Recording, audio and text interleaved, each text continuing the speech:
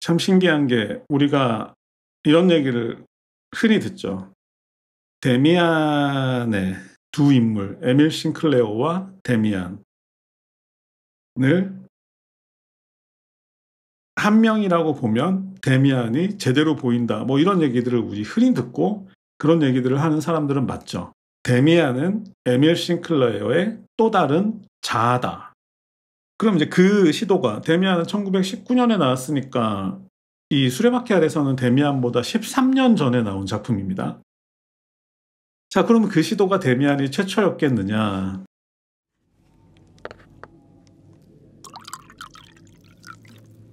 피터 캣 북클럽 102번째 시간 시작하겠습니다. 오늘 소개할 작품은 지난 1906년 발표된 헤르만 헤세의 수레바퀴 아래서입니다. 이 수레바퀴 아래서는 헤세의 초기 시절을 대표하는 작품이기도 한데 1906년이면 헤세의 나이가 29살이던 때였습니다. 그동안 몇 차례 말씀드린 적이 있지만 개인적으로 꽤 어린 시절부터 헤세의 책을 읽어왔고 그의 작품 대부분을 좋아했지만 이 소설 수레바퀴 아래서는 제가 그다지 선호하는 작품은 아니었습니다. 예를 들어 데미안이나 유리알 유희, 시다르타, 크놀프, 황야의 일이 같은 다른 작품들은 각각의 개성이 넘치고 또 각 소설에 담겨있는 메시지도 분명한 데 비해서 이 수레바퀴 아래서는 왠지 좀 밋밋하기도 하고 전체적으로는 내용도 좀 불편하기도 했기 때문입니다. 예를 들어 소설의 줄거리를 보면 어느 시골 마을에 한스 기벤라트라는 똑똑한 소년이 있었고 열심히 공부해서 슈투트가르트주 전체 시험에서 2등을 차지한 후 수도원 학교에 입학했고 처음엔 성적이 좋았지만 차차 무너져서 결국 학교에서 쫓겨난 후 집으로 돌아와 견습공 생활을 하다가 자살한다는 내용인데 이 책을 처음 접했던 어린 시절에는 거기에서 어떤 깨달음이나 교훈을 얻어야 할지 몰랐던 거죠. 게다가 그런 서사는 절대로 제가 걷고 싶은 길이 아니었기 때문에 뭐 그런 경우가 있을 수도 있겠지만 나와는 전혀 상관없는 얘기라고 외면하고 넘어갔던 거죠. 해피엔딩도 아니고 그렇다고 햄릿처럼 감동적인 비극도 아니었기 때문인데 그러다가 생각이 바뀐 계기는 하루키의 노르웨이의 숲 때문이었습니다. 오늘 하루키 얘기가 한 번 더 나올 텐데 어쨌든 노르웨이의 숲에서 주인공 와타나베가 미도리 집에 갔다가 그녀가 없을 때 시간을 보내기 위해서 이 수레바퀴 아래서를 읽고 꽤 좋은 소설이었다고 평하는 장면이 나오는데 그 문장을 보고 나서 아, 내가 뭔가를 놓쳤구나 하는 생각이 들었습니다. 제가 알기로 하루키는 그런 문장을 절대로 그냥 쓰는 사람이 아니었기 때문이죠. 그래서 마음을 바꿔먹고 다시 읽게 되었는데 오늘은 하루키가 왜 이 작품을 콕 집어서 그런 평가를 했는지 알아볼 수 있겠죠. 기대하셔도 좋을 것 같습니다. 자, 그럼 먼저 한스 기벤라트의 안타까운 사연에 대해 알아보도록 하겠습니다. 먼저 지난주 예고할 때 제가 두 가지 힌트를 드렸었는데 기억하고 계신지 모르겠습니다. 첫 번째는 헤세의 작품에서 H로 시작하는 이름을 가진 인물이 등장하면 그것은 헤세 자신일 가능성이 높다는 것이었고 두 번째는 주인공 한스의 죽음을 상징적으로 보면 이 책에 대한 해석이 달라질 수 있다는 것이었습니다. 그리고 작가 자신이 한스처럼 신학교에 들어갔다가 도중에 그만뒀고 그 이후 자살 시도를 했고 또 견습공으로 일하기도 했었다는 사실도 기억해 두시면 도움이 될 것 같습니다. 전체적으로 자신의 이야기라는 것이죠. 자, 그럼 먼저 이 작품의 줄거리를 살펴보고 몇 가지 개인적인 해석을 덧붙여 보도록 하겠습니다. 주인공 한스의 고향은 독일 남서부에 위치한 슈바르츠발트의 어느 작은 마을이었습니다.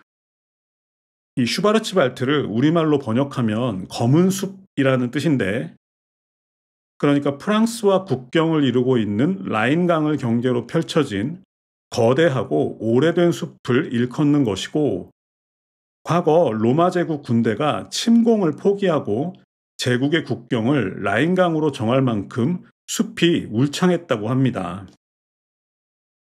너무 울창해서 불을 질러서 태울 수도 없을 정도였다고 하는데요. 그런데 작가 헤세의 고향 또한 이곳 슈바르츠발트였습니다. 지금도 이곳에 가면 헤세의 생가나 헤르만 헤세 박물관을 만나볼 수 있다고 하는데, 이 작품의 주인공 한스처럼 냇가에서 낚시를 하고 숲속을 산책하는 어린 시절 헤세의 모습을 상상해 볼 수 있을 것 같습니다. 자, 한스의 어머니는 오래전에 돌아가셨고, 아버지는 당시 대부분의 독일 남자들과 전혀 다르지 않았습니다. 성실하고 검소하고 애국심이 강하고 돈을 숭배하고 고집이 세고 예술의 가치를 전혀 이해하지 못하는 그런 사람이었다는 것인데, 그런데 그런 아버지의 유일한 자랑거리는 자신의 아들이었습니다. 그런데 그게 그럴 만도 했던 것이, 그의 아들 한스는 지금까지 이 작은 마을이 단 한 번도 배출한 적 없는 특별한 인재였기 때문입니다. 소설이 시작할 때 그의 나이는 10서너 살 정도에 불과했는데, 그때 이미 라틴어도 잘했고 그리스어도 잘했고 수학도 마찬가지였습니다. 결국 아버지뿐만 아니라 마을 사람 모두의 기대를 한 몸에 받았겠죠. 그리고 그때 당시 독일에서는 한스처럼 재능은 있지만 가난한 집안의 아들이 사회적으로 성공할 수 있는 길이 딱 하나 있었는데, 그것은 신학교를 졸업하고 목사나 교수가 되는 것이었습니다. 그래서 1년에 한 번씩 주 전체 시험을 통해서 40여 명의 영재를 선발하는 과정이 있었는데, 한스 또한 마을 최초로 그 시험에 응시하게 되었습니다. 만약 합격한다면 마을 전체의 명예가 되는 일이었죠. 결국 한스는 마을의 명예를 위해서 시험을 치르기 1년 전부터 학교 수업 외에도 교장 선생님에게 따로 그리스어 수업을 받고, 또 마을 목사님에게는 라틴어와 종교를 배우고, 그리고 수학 과외도 따로 받게 되었습니다. 게다가 너무 학습에만 몰두하면 정서가 메마를 수도 있으니까, 그것을 방지하기 위해서 매일 아침 학교 수업이 시작되기 전에 교리문답 수업에 참석해야 했습니다. 그 모든 것을 위해서 한스는 몇 년 동안 애지중지 키웠던 토끼들도 포기해야 했고, 또 가장 좋아했던 수영도 낚시도 할 수 없었습니다. 물론 한스 입장에서도 이런 상황이 그렇게 불쾌하지는 않았습니다. 자신을 대하는 마을 어른들의 특별하면서도 정중한 태도와, 그리고 이런 것을 바라보는 친구들의 부러운 시선을 느끼는 것은 결코 기분 나쁜 일이 아니었기 때문인데요. 지금처럼 열심히 공부한다면 언젠가는 이들 모두를 높은 곳에서 내려다보는 위치에 설 수도 있는 것이겠죠. 사실 왜 공부를 열심히 하고, 왜 높은 자리에 올라야 하고, 왜 다른 사람들을 내려다봐야 하는지는 알 수 없었지만, 어른들이 아무 이유 없이 그런 것을 권하지는 않았을 테니까 그것에 대해 한스는 아무런 의심도 하지 않았습니다. 그리고 마침내 치러진 시험에서 한스는 꽤 긴장하기도 했지만 그래도 전체 2등의 성적으로 무사히 합격하게 됩니다. 자존심도 채웠고 어른들의 칭찬도 잔뜩 들은 데다가, 게다가 무려 7주 동안의 자유시간이 주어졌습니다. 이제는 누구의 눈치도 보지 않고 마음껏 수영과 낚시를 즐길 수 있게 된 것이죠. 그런데 여기서 또 재미있는 일이 벌어지기 시작합니다. 시험이 끝난 지 며칠 지나지 않아서 먼저 마을 목사님이 신학교에 무난히 적응하기 위해서 그리스어를 미리 예습하기를 제안했고, 뒤따라서 교장 선생님은 호메로스와 수학 공부를 권했습니다. 물론 이 모든 것은 한스의 자유시간을 방해하지 않도록 하루 한두 시간 정도로 짧게 진행될 것이었으며, 게다가 이렇게 미리 준비를 해두면 신학교에 적응하는 데도 큰 도움이 된다는 명분이었죠. 결국 한스는 수영과 낚시를 위해 남겨둔 시간마저도 수학 공부를 위해 포기해야 했고, 게다가 선생님들이 내준 숙제를 하기 위해서 밤 늦은 시간까지 책상 앞에 앉아 있어야 했습니다. 시험 준비를 하던 때와 전혀 달라진 게 없었죠. 자, 이쯤에서 작가의 생각이 드러나기 시작하는데요. 작가의 눈에 비친 당시 독일 교육의 목적은 마치 숲의 나무들을 전부 잘라내고 그 자리에 깔끔하고 예쁜 공원을 만들듯이 소년들의 마음속에 자리 잡은 거칠고 야만적인 충동들을 제거하고 사회가 필요로 하는 유용한 인간으로 개조하는 것이었습니다. 마을 어른들은 마치 돼지 품평회에 멋진 돼지를 출품하듯이 한스라는 아름답고 잘 키워진 청년을 마을의 이름으로 국가에 출품하고 싶었던 거죠. 그리고 한스 또한 그것 말고 다른 길은 알지 못했고, 게다가 그의 아버지는 어린 나이에 너무 무거운 짐을 짊어진 아들의 마음을 살필 줄도 몰랐고, 단지 천재 아들을 가졌다는 자부심으로 마음이 벅찰 뿐이었습니다. 그 누구도 도와주지 않았다는 거죠. 자, 이제 신학교 시절이 시작되었습니다. 이 학교는 작가가 실제로 다녔던 학교를 배경으로 하고 있는데, 그래서 그런지 풍경에 대한 묘사가 더 특별한 것 같고요. 어쨌든 한스는 이곳에서도 어른들, 특히 교장 선생님이 특별히 아끼는 학생이 되었습니다. 여기서 교장 선생님이 아끼는 학생이 되었다는 것은 태도가 고분고분하고 수업에 충실하고 예습 복습도 철저하게 하고 쓸데없는 놀이나 장난에도 끼지 않고 언제나 맑은 눈빛을 반짝이며 사회에 꼭 필요한 인재가 되겠다는 굳은 결심이 드러나는 학생이 되었다는 것이죠.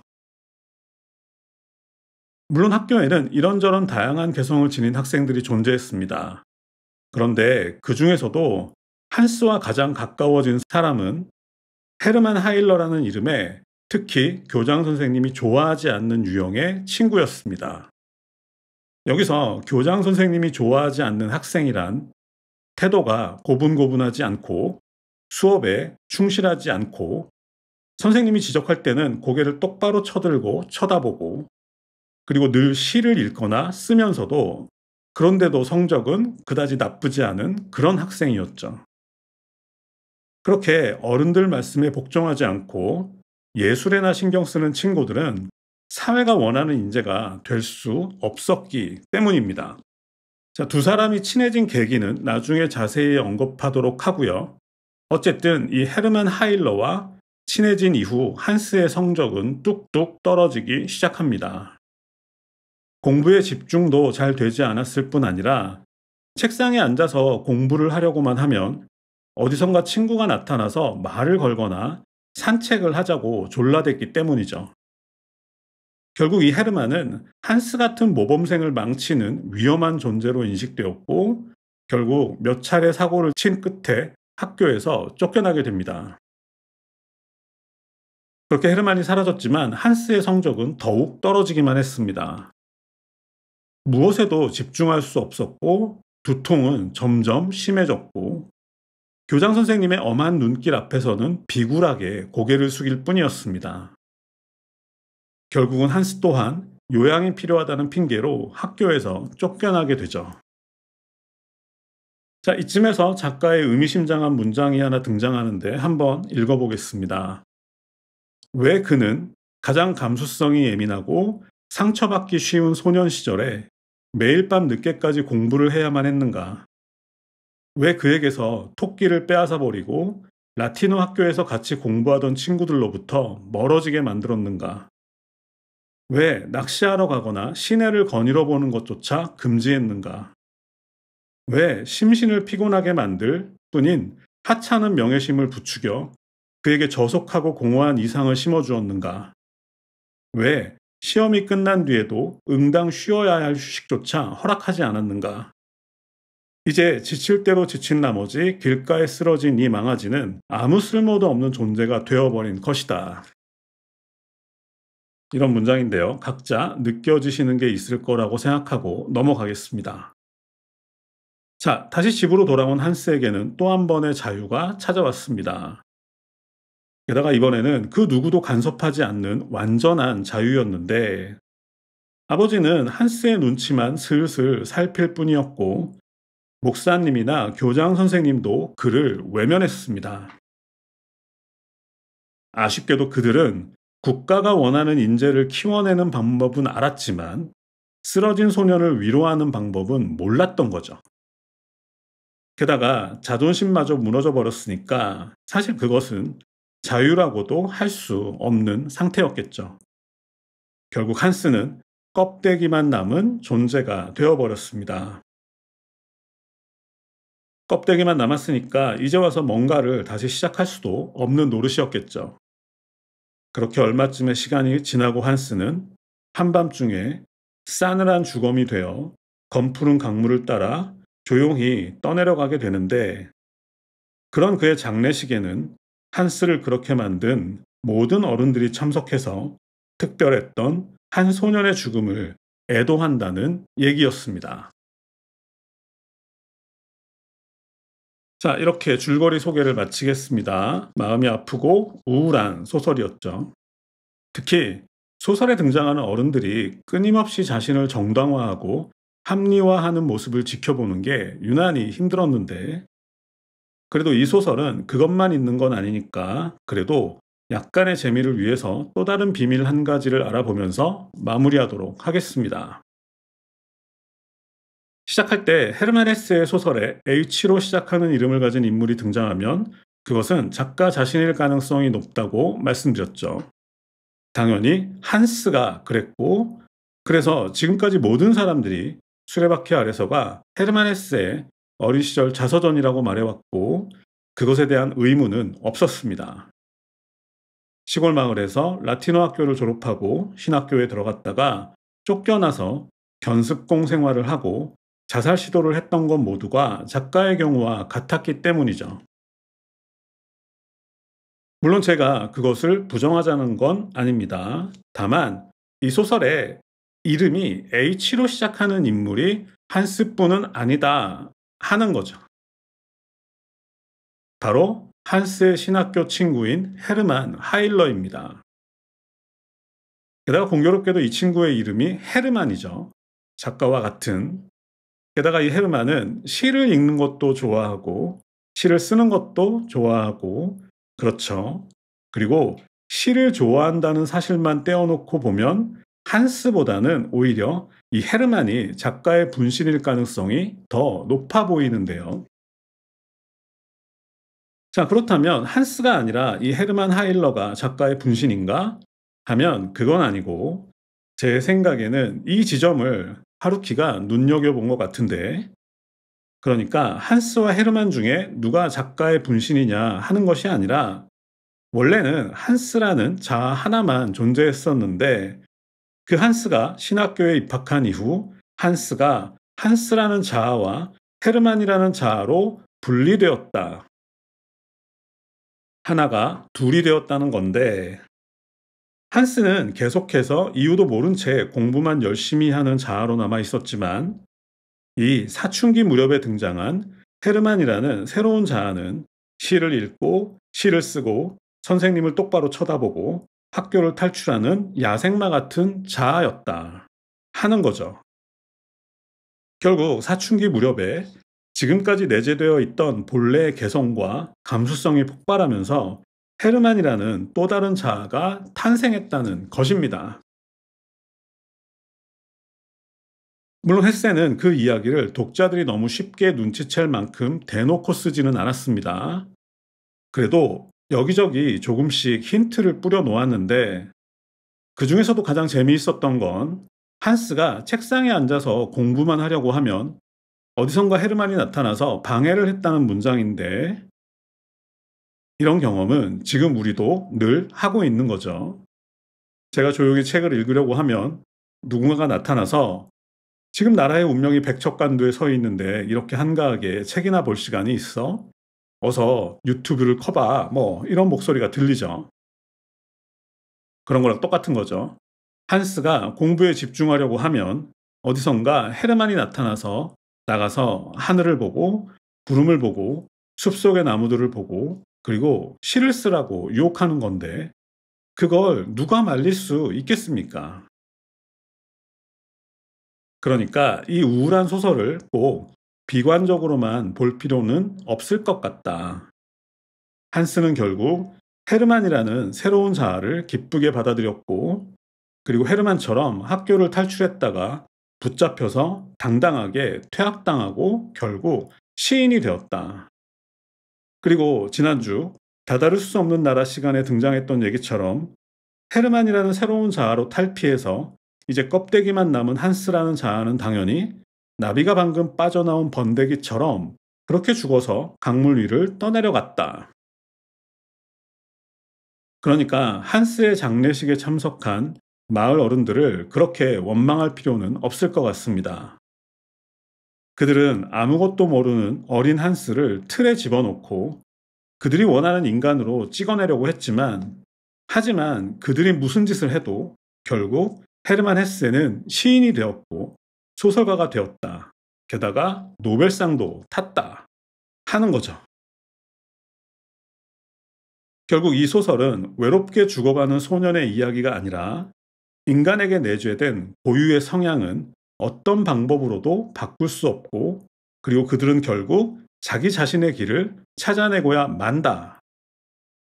그러니까 본래 꿈꾸는 성향이 있는 친구들은 그것을 제거하려 하지 말고 오히려 더 자유롭게 꿈꿀 수 있게 해주어야 한다. 그런 얘기가 되는 거죠. 이제 조금 마음이 놓이시죠? 물론 제 해석이 100% 정확하다는 건 아니지만 이 책에 대해서 다른 방향의 해석도 가능하다는 점은 분명한 것 같은데요. 여러분은 어떤 결론이 더 마음에 드시나요? 그럼 마지막으로 하루키 얘기 하나 더 하고 마무리하겠습니다. 언제나 배 아픈 일이지만 아마도 하루키는 헤세의 이런 장치를 일찌감치 눈치챘던 것 같습니다. 특히 하나의 자아가 두 개로 분리되어서 서로가 어울리는 과정을 눈여겨봤던 것 같은데, 제가 이 말씀을 드리는 이유는 작품성에 비해서 별로 좋은 평가를 받지 못했던 색채가 없는 다자키스쿠르와 그가 순례를 떠난 해 때문입니다.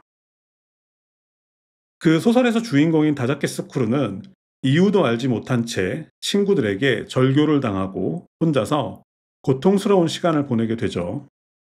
그러다가 자신보다 2살 어린 동성의 친구 한 명을 만나게 되는데, 그런데 이 친구와의 만남이 뭔가 모호하기도 하고 또 동성애적인 분위기가 짙어서 독자들이 많이 불편해했던 것 같습니다. 그런데 공교롭게도 이 친구의 이름은 하이다였습니다. 하루키, 하이다, 헤르만 헤세, 헤르만 하일러. 재미있죠? 하루키도 가끔 보면 꽤나 개구질 때가 있는 것 같은데, 어쨌든 수레바퀴 아래서에 대한 오마주가 분명히 느껴지는 장면인 것 같죠. 심지어 이 하이다는 수영도 좋아하고 클래식도 좋아하고 그리고 결정적으로 요리도 잘했습니다. 수영과 클래식과 요리를 좋아하는 대표적인 작가가 하루키죠. 결국 하이다 역시 주인공 자신이었던 겁니다. 수레바퀴 아래서의 한스처럼 이 다자키스쿠르 역시 혼자 시간을 보내는 동안 2개의 자아로 분리되었고, 그렇게 자기 자신과 대화를 나누면서 친구들에게 버림받은 고통에서 점차 벗어날 수 있었다. 그리고 그 모습은 마치 동성애적인 분위기도 있었다. 그렇게 생각하면 전혀 불편하지 않은 소설이 될 것 같습니다. 그리고 그 소설의 결론 또한 수레바퀴 아래서만큼은 아니지만 그래도 꽤 멋졌다고 생각합니다.